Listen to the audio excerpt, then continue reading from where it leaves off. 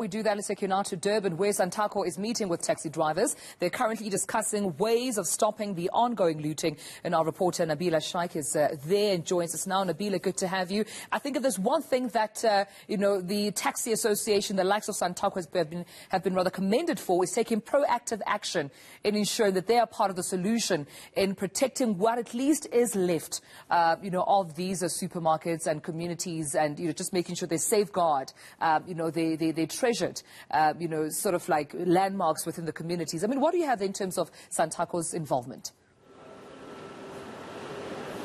Yes, well, I think this is going to be quite an important engagement, only because we've also heard from police that some taxis in the CBD were also being intercepted for transporting some of these looted goods from the stores that have been hit around the Durban Central Business District. So it's an important conversation that's going to take place this morning with the taxi industry in this area alone, just to talk to those drivers about ways in which we can quell the violence. And we know that currently with the taxi industry and the bus services, the transport industry in and around the city coming to a grinding halt, it's become very difficult for commuters to get to work.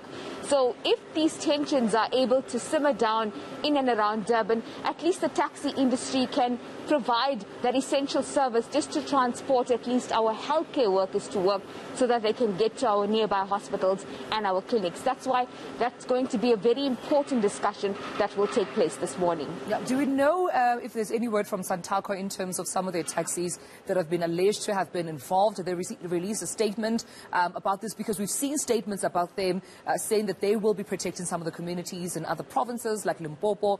But what have they said in response to this? Well, at this point, we're still waiting to hear all the details from them, because that briefing is expected to take place at the Chesterville taxi rank at 7:30.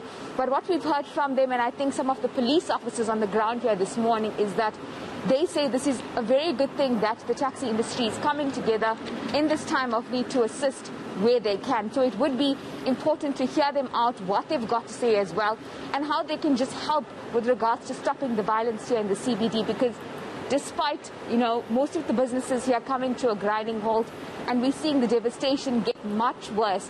If we look at what's happened overnight in Durban, we've seen several more facilities being torched, the mall in Reservoir Hills, the massive factory in the Queen Nandi Drive area. So this is going to be an important conversation, and we're going to be chatting to them when we meet them at 7:30, just about how they're going to be getting involved. All right, Nabeelah, we leave it there, but thank you so much for this update. We'll be sure to catch up with you as soon as more developments are available.